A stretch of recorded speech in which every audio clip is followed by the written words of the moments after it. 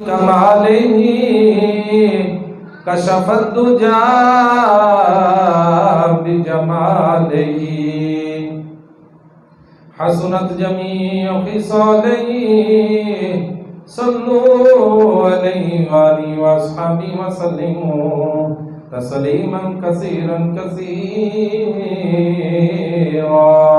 الحمد لله رب العالمين وأحسن منك لم تركت عيني وأجمل منك لم تلد النساء خلقت مبرأ من كل عيب كأنك قد خلقت كما تشاء مل کر پڑھیے الصلاۃ والسلام علیک یا سیدی یا نبی اللہ وعلى آلك وأصحابك يا سيدي يا نور الله اللہ تبارک و تعالیٰ کی حمد و ثنا حضور نبی کریم رؤوف الرحیم آقا نامدار مدنی تاجدار شب اسرا کے دولہ واللیل کے زلفوں والے حامیم کے کنوں والے مزمل کے کملی والے شفیع المذنبین رحمت للعالمین ہادی کل مولا کل دانۂ سبل ختم الرسول آئینہ جمال کبریا احمد مجتبی حضرت محمد مصطفیٰ صلی اللہ تعالی علیہ وسلم کی پاک بارگاہ میں ہدیہ صلاۃ و سلام پیش کرنے کے بعد دوستان گرامی، اللہ پاک کا کرم اور فضل یہ ہے کہ رب کائنات نے ہمیں ایک بار پھر اپنے پاک گھر کی حاضری نصیب فرمائی۔ خالق کائنات ہمارا اس گھر کے اندر آنا، رب کے گھر میں آنا، بیٹھنا، عبادت کرنا قبول فرمائے۔ دوستان گرامی، کیونکہ محرم الحرام کے ایام جاری و ساری ہیں، اس حوالے سے حضرت امام علی مقام امام حسین رضی اللہ تعالیٰ عنہ آپ کی شان کے متعلق پچھلے جمعے بھی کچھ عرض کیا۔ اس جمعۃ المبارک کے اندر بھی کچھ پہلوؤں پر روشنی ڈالنے کی کوشش کروں گا۔ اللہ پاک ہمیں حضور کے صحابہ اور اہل بیت سے سچی محبت عطا فرمائے۔ رب کائنات نے قرآن مجید فرقان حمید میں ارشاد فرمایا قُلْ لَا أَسْأَلُكُمْ عَلَيْهِ أَجْرًا إِلَّا الْمَوَدَّةَ فِي الْقُرْبَى۔ اے حبیب اپنے ان دوستوں سے فرما دیجئے، صحابہ سے فرما دیجئے، میں تم سے کسی قسم کا سوال نہیں کرتا، ہاں ایک ہی چیز کا سوال کرتا ہوں اور وہ ہے میری اہل بیت سے محبت کرنا۔ یہاں پر ایک لفظ جو واضح نظر آ رہا ہے وہ ہے الا المودۃ فی القربى۔ لفظ قربا، قربا کا مطلب کیا ہے؟ قربا کا مطلب ہے قریبی۔ اب قریبی سے مراد کون سی ذات ہوتی ہے؟ دیگر حدیث کی کتابوں کے اندر بھی یہ الفاظ موجود ہیں۔ قرآن حکیم کے اندر دوسری جگہ اللہ رب العزت نے ارشاد فرمایا، جس کے اندر اہل بیت کی تطہیر کے بارے میں ارشاد فرمایا گیا کہ حبیب رب تو یہی چاہتا ہے کہ تم سے، تمہارے گھر والوں سے ہر نجاست کو دور فرما دے۔ تطہیرہ کے لفظ موجود ہے، وہاں پر گھر والوں سے مراد کون ہے؟ اگر آپ اس سورت کا مطالعہ کیجئے تو اس سورت کے اندر اس آیت سے پہلے اور اس آیت کے بعد جن ہستیوں کا ذکر ہے تو آپ بخوبی واقف ہو جائیں گے حضور علیہ الصلوۃ والسلام کی اہل بیت سے مراد کون سے افراد ہیں۔ اہل بیت جو اس آیت کریمہ کے اندر ذکر کیے گئے ہیں ان سے مراد مصطفیٰ کریم کی گھر والیاں ہیں۔ پھر نبی پاک علیہ الصلوۃ والسلام نے ان نفوس قدسیہ حضرت امام حسن، امام حسین، حضرت فاطمہ الزہرا حضرت مولا علی کو چادر کے اندر لے کر دعا کی، اللہم ہاؤلائی اہل بیتی، اے اللہ یہ بھی میری اہل بیت ہے۔ یعنی ایک اہل بیت وہ جو حضور کی گھر والیاں ہیں، ایک وہ جن کو مصطفیٰ کریم نے اہل بیت میں داخل فرمایا ہے۔ تو جو بھی نبی پاک علیہ السلام کے قریبی ہیں وہ اس آیت کے تحت داخل ہے، جو بھی حضور کے قریبی ہیں، الا المودۃ فی القربى، جن کا بھی تعلق مصطفیٰ کی کریم کی ذات کے ساتھ ہو گیا ہے، ہمیں ان کے ساتھ محبت کرنے کا حکم دیا گیا ہے۔ اب قرآن حکیم میں مطلق طور پر فرمایا قربا، جو بھی قریبی ہیں، چاہے حضور کی ازواج ہوں، چاہے مصطفیٰ کریم کی بیٹیاں ہوں۔ اچھی بولو، بخار مینو ہے تو ہم تو کوئی نہیں، تسی تک بولو نا سبحان اللہ۔ چاہے مصطفیٰ کریم کی بیویاں ہوں، چاہے حضور کی بیٹیاں ہوں، چاہے مصطفیٰ کریم کے نواسے ہوں، چاہے مصطفیٰ کریم کے صحابہ ہوں، الا المودۃ فی القربى، جو بھی حبیب آپ کے قرب میں ہے ان سے محبت کرنے کا ہمیں حکم دیا گیا ہے۔ اور نبی پاک علیہ السلام کی پاک بارگاہ میں پھر خصوصیت کے ساتھ صحابہ نے عرض کی، یا رسول اللہ ان میں خاص کون ہے؟ جو قربہ ہے ان میں خاص کون ہے؟ وہ کون سی ہستیاں ہیں تو سارے قربہ میں داخل، لیکن مصطفیٰ کریم علیہ السلام نے جن ہستیوں کو پھر ان میں سے خاص فرمایا، وہ فرمایا ایک میری بیٹی فاطمہ، پھر میری بیٹی کے جو بیٹے ہیں، جو میرے بھی بیٹے ہیں، حسن ہے، حسین ہے، پھر ان کے جو باپ ہے مولا علی۔ تو نبی پاک علیہ الصلوۃ والسلام نے ان کا ذکر خصوصیت کے ساتھ فرمایا۔ اب توجہ رکھیے گا، قربا جو حضور کے قریبی ہیں، جو حضور کے قریبی ہیں، وہ آپس میں بھی قریبی ہیں یا آپس میں دور ہیں؟ بات کو سمجھیے گا، جو حضور کے قریبی ہیں، جن کی نسبت حضور کی وجہ سے قرب والی ہے، کیا وہ آپس میں بھی قریبی ہیں یا آپس کے اندر جدا جدا ہیں؟ یقین جانیے، اگر آپ امام حسن یا امام حسین یا مولا علی کی زندگی کا مطالعہ کریں تو یہ آپ کو بات بڑی واضح نظر آ جائے گی۔ صرف آج جو بیان کیا جاتا ہے، یا تو وہ بچپن بیان کیا جاتا ہے یا میدان کربلا کا منظر بیان کیا جاتا ہے، درمیان والی زندگی کا بھی اگر ہم مطالعہ کر لیں تو یہ بات بڑی واضح نظر آ گی۔ کیا کہ مصطفیٰ کے جو قرب میں تھے نا، وہ صرف حضور کے قرب میں ہی قریبی نہیں تھے بلکہ آپس کے اندر بھی قریبی تھے۔ شاید میں بات سمجھا سکا یا نہیں سمجھا سکا، تھوڑی سی بات کو واضح کر دوں کہ مصطفیٰ کریم کے صحابہ بھی حضور کے قریبی، مصطفیٰ کی اہل بیت بھی حضور کے قریبی۔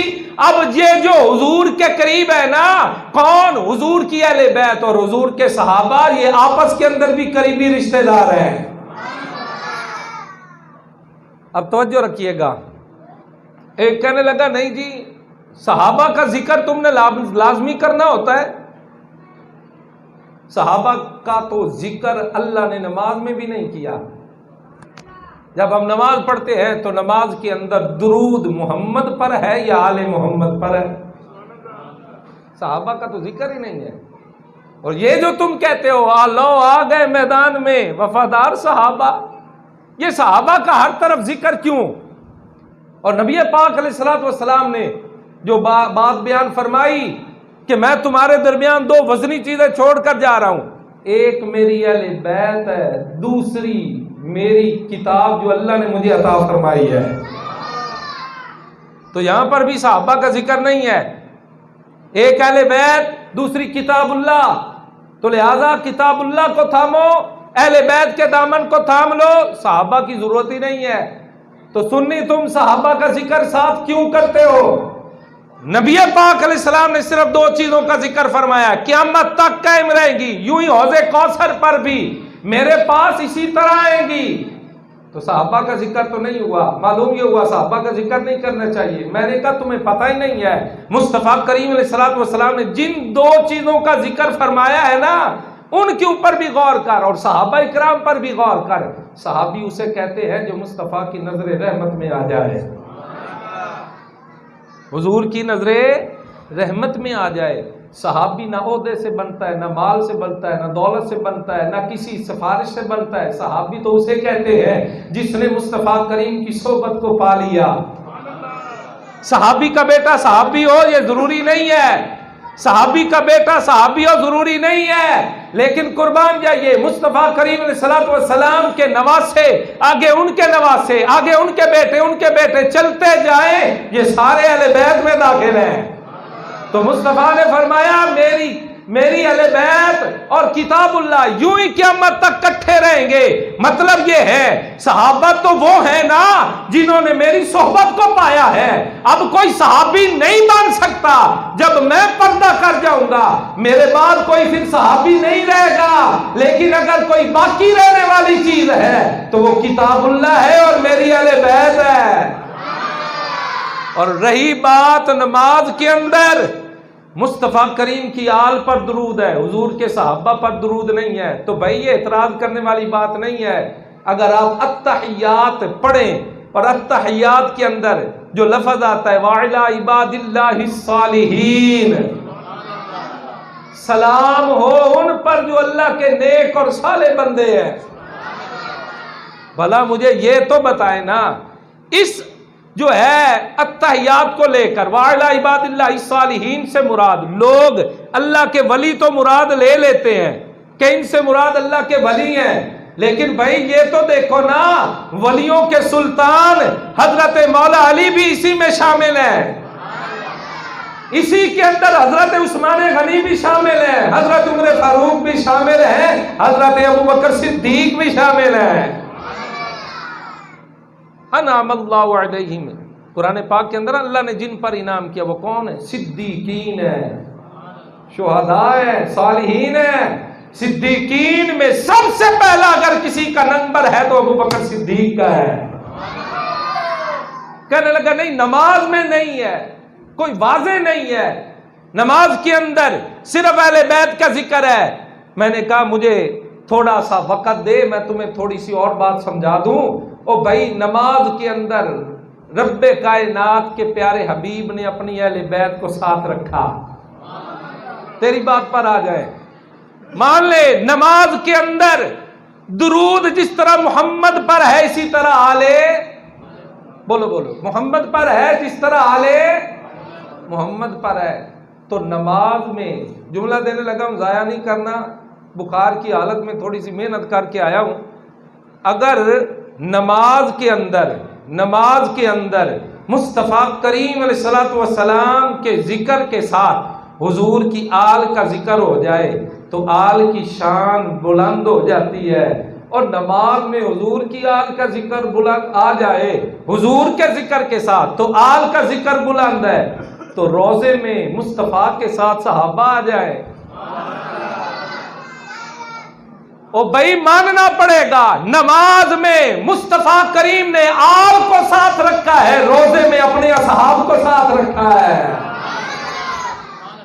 اللہ اکبر کبیرہ ہے. اسی لیے تو ہم کہتے ہیں نا، اور اعلیٰ حضرت عظیم البرکت شاہ امام احمد رضا خان فاضل بریلوی بھی یہی لکھتے ہیں، فرماتے ہیں اہل سنت کا بیڑا پار اصحاب حضور، اہل سنت کا بیڑا پار اصحاب حضور، نجم ہے اور نام ہے عطرت رسول اللہ کی، نجم ہے اور نام ہے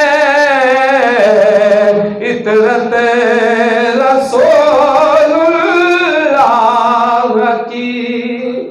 نماز میں اہل بیت کا ذکر ہے، روزے میں مصطفیٰ نے صحابہ کو ساتھ سلایا ہوا ہے. نبی پاک صلی اللہ تعالی وسلم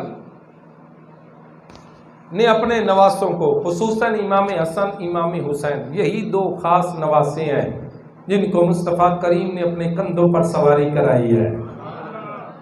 کوئی کہتا ہے یہ کون سی خاص بات ہے؟ میں نے کہا بھائی خاص تیرے نزدیک نہیں ہے۔ کہتا نہیں ہر نانا اپنے کندھے پر چڑھا لیتا ہے اپنے نواسوں کو۔ میں نے کہا نہیں، تیرے نانے کا سینہ اور ہے، محمد مصطفیٰ کا سینہ اور ہے۔ تیرے نانے کا سینہ بلغم سے بھرا ہے اور حسنین کے نانے کا سینہ رحمت خدا بندی سے بھرا ہے۔ تیرا نانا کون سا، وہ نانا کون ہے؟ سن، مصطفیٰ کریم علیہ السلام نے کندھوں پر سواری امام حسن کو بھی کروائی ہے، امام حسین کو بھی کروائی ہے۔ اور جب بندہ کسی کو اپنے کندھوں پر سوار کرے نا تو ایک چیز بڑی دیکھنے والی ہوتی ہے۔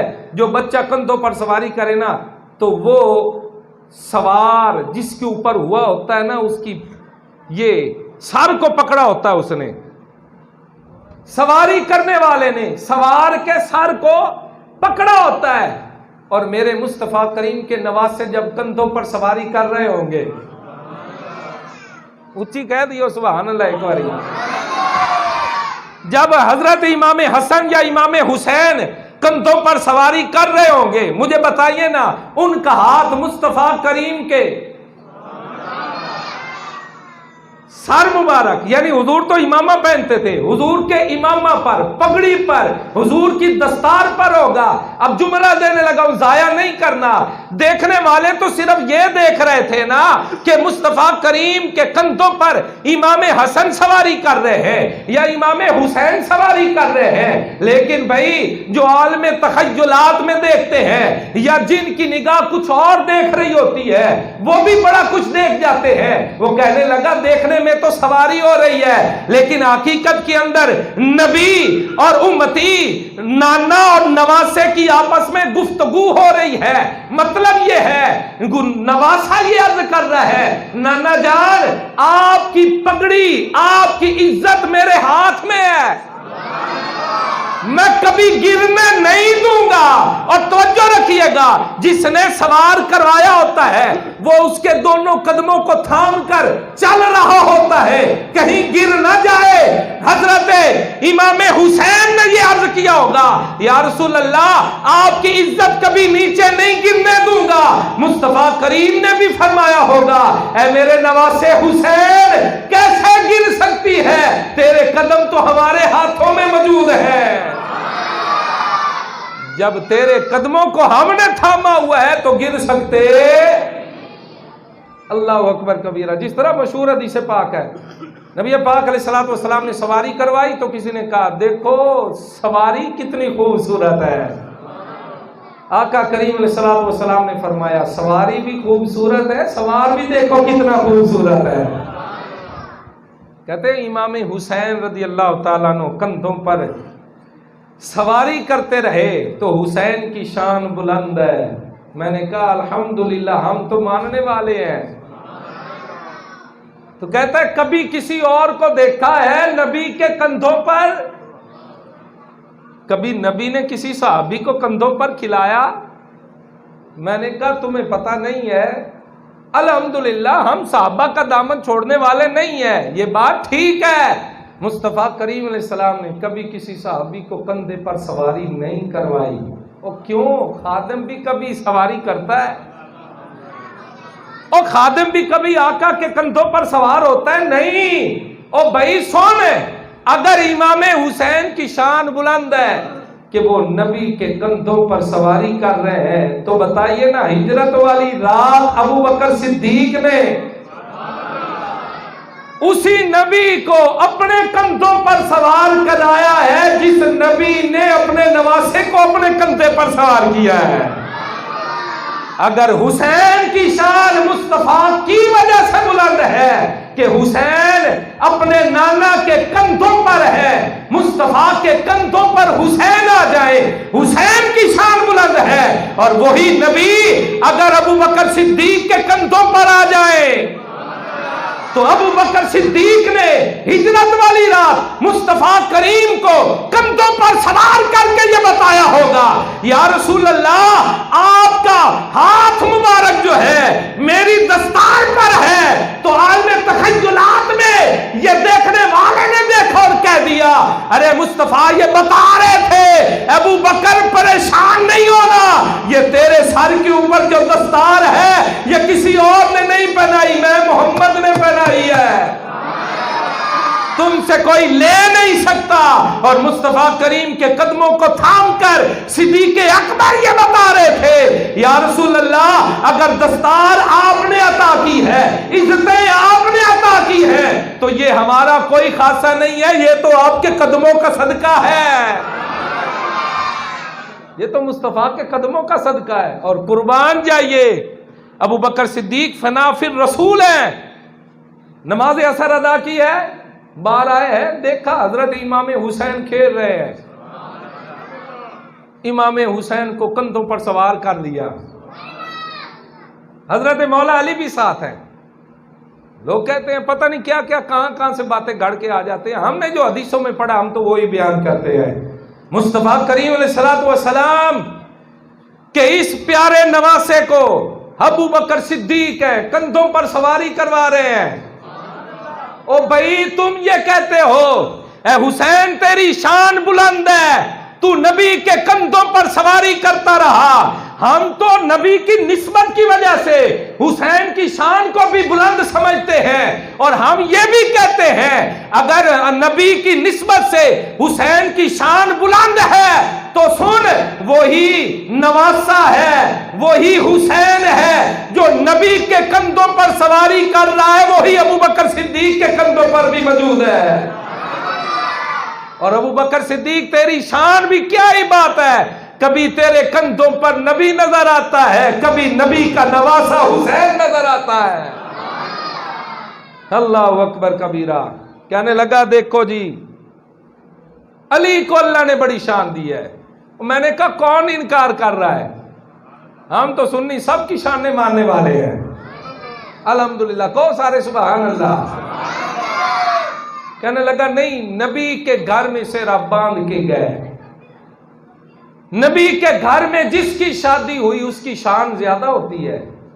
میں نے کہا یہ بھی تو ٹھیک کہہ رہا ہے، نبی کے گھر میں جو ایک بار سہرا باندھ کے جائے ہم اس علی کو بھی سلام کرتے ہیں، جو 2 بار سہرا باندھ کے جائے اس عثمان ذوالنورین عثمان غنی کو بھی سلام کرتے ہیں۔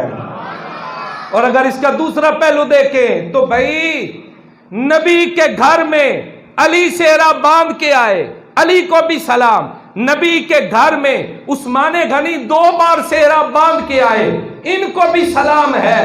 اور بھائی جن کے گھر خود نبی سہرا باندھ کے گئے، اچھی بولو کہو سبحان اللہ، اس ابو بکر صدیق کی شان کا عالم کیا ہوگا، عمر فاروق کی شان کا عالم کیا ہوگا۔ اور قربان جائیے مصطفیٰ کریم علیہ الصلوۃ والسلام کا فرمان علی شان سنیے، فرمایا ان اللہ اختارنی، اللہ پاک نے ساری کائنات بنائی نا، اس ساری کائنات میں سب سے بہتر جس کا چناؤ کیا گیا وہ میں محمد ہوں، اللہ نے مجھے چنا۔ پھر فرمایا وختار لی اصحابی۔ دیکھو نا اگر کسی کو کہہ دیا جائے ریڑی کے اوپر کوئی آم کوئی سیب کوئی پھل پڑا ہو تو ریڑی والا کہہ دے نا بھی چوگلا جڑے چگنے ہیں جڑے چننے چن لا تو چوگلا۔ اب کیا ہوتا ہے جو لینے والا ہوتا ہے وہ ٹٹول کے دیکھتا ہے، اچھی طرح دیکھتا ہے، سیب لینے تے رتے ہونے چاہیے دینے، اچھی طرح دیکھتا ہے۔ کوئی کہے بھئی اتنا کیوں جناب جی تو بڑا جناب جی محنت کر رہا ہے اور اتنا کیوں تلاش کر رہا ہے، اٹھا لے جو شاپر کے اندر ڈالتے ہیں ڈال لے، کہے گا نہیں اور نہیں اختیار دیتا ہے۔ اور بھائی جب تمہیں اختیار مل جائے تو کبھی بھی گندا پھل شاپر میں نہیں آنے دیتا، گندی چیز اپنے پاس نہیں آنے دیکھ رہا، تلاش کر کے ڈھونڈ کے اچھی اچھی چیز باہر نکالتا ہے تو مجھے کہنے دیجئے نا، اللہ رب العزت نے نبی پاک صلی اللہ علیہ وسلم کے جب صحابہ کا چناؤ کیا، مصطفیٰ کریم فرماتے ہیں ساری کائنات میں سب سے پہلے جس کا چناؤ کیا گیا وہ میں محمد ہوں، اور پھر رب نے میرے لیے جن کا چناؤ کیا وہ سب سے بہترین ہے، اور فرمایا ان بہترین کو میرے صحابی بنا دیا۔ اور پھر ساتھ فرمایا وختار علی منہم اربعہ، پھر اللہ پاک نے سارے صحابہ میں سے جڑے بہترین سی نا انہاں دے وچوں 4 دا انتخاب کیتا۔ جو کہتے ہیں نا حق 4 یار نہیں کہنا چاہیے، کیوں نہیں کہنا چاہیے؟ کہتے حق سب یار کہنا چاہیے۔ او بھائی حق سب یار ہیں، لیکن یہ حدیث یہ کہتی ہے حق 4 یار بھی ہیں۔ کیوں؟ مصطفیٰ کریم کے صحابہ میں اگر اللہ پاک نے سب سے بہترین جن کو رتبہ اور شان عطا فرمائی ہے وہ ابو بکر صدیق ہے، عمر فاروق ہے، عثمان غنی ہے، مولا علی ہے۔ اللہ اکبر کبیرہ۔ تو آخر کے اندر یہی عرض کروں گا، نبی پاک صلی اللہ تعالی وسلم کہ اصحاب کی بات کریں یا حضور علیہ الصلوۃ والسلام کی آل کی بات کریں، سنی سب سے محبت کرتا ہے۔ نبی پاک علیہ الصلوۃ والسلام نے ارشاد فرمایا اگر کوئی بندہ خانہ کعبہ کا دروازہ ہو، سامنے خانہ کعبہ ہو، ایک طرف حجر اسود ہو، دوسری طرف مقام ابراہیم ہو، جہاں پر اب امام وہاں پر کھڑا ہوتا ہے، جہاں پر نماز جو ہے وہ پڑھاتا ہے، وہ ایسی صورتحال ہے، ایک طرف خانہ کعبہ، سامنے خانہ کعبہ، ایک طرف مقام ابراہیم اور ایک طرف جو ہے حجر اسود موجود ہے۔ مصطفیٰ کریم علیہ الصلوۃ والسلام کا فرمان سنیے، اور وہ بندہ وہاں پر کھڑے ہو کر وہ نماز ادا کرے، روزہ بھی اس کا ہو اور جتنی بھی وہ نماز پڑھتا رہے، لیکن ہے وہ بندہ ایسا جس کے دل کے اندر میری اہل بیت کا بغض موجود ہے، وَهُوَ مَغْبُودٌ لِآلِ محمد دخل النار، فرمایا نہ اس کا روزہ قبول ہوگا، نہ اس کی نماز قبول ہے، نہ سامنے بیت اللہ کے اندر کھڑے ہو کر نماز پڑھنا قبول ہے، نہ حجر اسود فائدہ دے گا، نہ مقام ابراہیم فائدہ دے گا۔ فرمایا جس کے دل میں میری اہل بیت کا بغض ہے، اللہ اس کی کوئی عبادت ہی قبول نہیں فرماتا ہے۔ نبی پاک علیہ الصلوۃ والسلام کا یہ فرمان واضح موجود ہے، اور اسی طرح صحاب کے بارے میں فرمایا لوگو مجھ سے محبت کرو میری رب کی وجہ سے، اور میرے صحاب سے محبت کرو میری محبت کی وجہ سے۔ فرمایا میرے اصحاب کے بارے میں اللہ سے ڈرتے رہنا، انہیں برا نہ کہنا، انہیں گالی نہ دینا، اسی وجہ سے ایک حدیث پاک موجود ہے، فرمایا جس نے نبی پاک علیہ الصلوۃ والسلام کے کسی صحابی کو برا کہا، سمجھو اس نے، حضور فرماتے ہیں میں محمد کو برا کہا۔ تو کیا ضرورت ہے کسی صحابی کے بارے میں گفتگو کرنے کی؟ اگر کوئی بات صحابی کی اور سمجھ میں نہ آ رہی ہو تو اہل ذکر سے پوچھ لیجئے، علم والوں سے پوچھ لیجئے، وہ مسئلہ حل کروائیے، لیکن اس کے اندر خود مفتی بن بیٹھنا اور اس کے اوپر تبصرے شروع کر دینا، یہ کبھی بھی کسی کو بھی گوارا نہیں ہے۔ تھوڑی سی بھی لغزش ہو گئی نا بندے کا ایمان برباد ہو جائے گا۔ اسی وجہ سے حضرت امیر معاویہ رضی اللہ تعالیٰ کے بارے میں یہ کہا گیا، فرمایا جو مصطفیٰ کریم کے صحابہ اور حضرت امیر معاویہ رضی اللہ تعالیٰ کے بارے میں بھونکے، فرمایا وہ تو جہنم کے کتوں میں سے کتا ہے۔ تو کسی صحابی کے بارے میں زبان دراز نہیں کرنی چاہیے، بات سمجھ نہ آئے تو بندے کو چاہیے یا پوچھ لے یا خاموش ہو جائے، ان کا معاملہ جو ہے وہ اللہ کی بارگاہ میں سپرد کر دے۔ بندے نے اپنے اعمال کا جواب دینا ہے، کسی اور کے اعمال کا جواب نہیں دینا ہے۔ اللہ رسول کی پاک بارگاہ میں دعا کرتے ہیں رب کائنات ہم سب کو عمل کرنے کی توفیق عطا فرمائے، آمین بجاہ نبی کریم صلی اللہ